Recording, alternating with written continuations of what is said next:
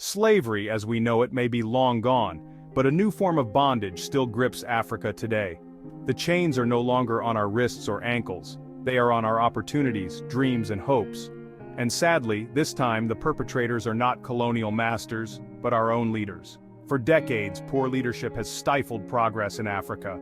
Many leaders entrusted with our future have failed to create the environment necessary for people to thrive at home. Today, countless Africans are forced to migrate, not because they want to, but because survival depends on it.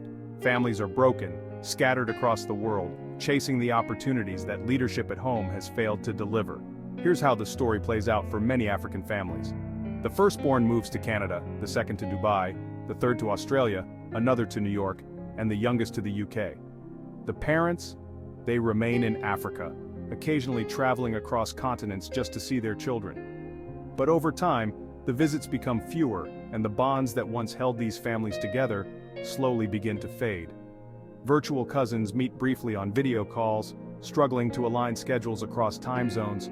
The warmth of family reunions is replaced by cold screens, and when their parents pass away, the family home in Africa often becomes abandoned, a symbol of a connection that once was, but no longer exists. Migration isn't just about seeking greener pastures, it comes with a heavy emotional toll. Many leave because they must, hoping their children will have better lives than they did.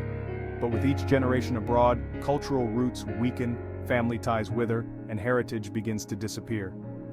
Children raised in foreign lands often grow up with little connection to their extended family or traditions.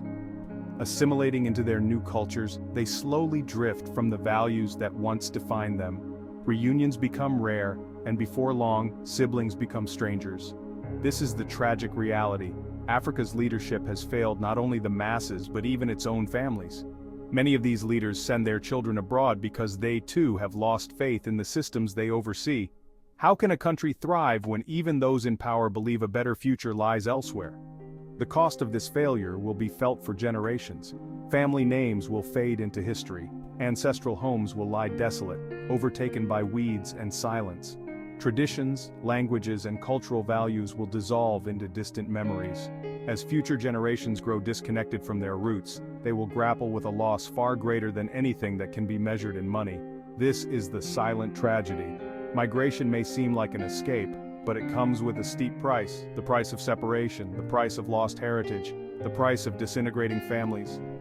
Africa's true liberation will only come when we can build nations that people no longer want to leave. We need visionary leaders, leaders who understand that progress is not just about roads and skyscrapers, but about keeping families together and preserving our identity. Migration may offer a lifeline, but it should never be the only option. Our leaders must step up so the future generations of Africans can thrive right here, at home. If you found this message meaningful, please like, share, and subscribe to our channel. Let's keep this conversation going. What are your thoughts on leadership in Africa and the impact of migration? Drop your comments below, I'd love to hear from you.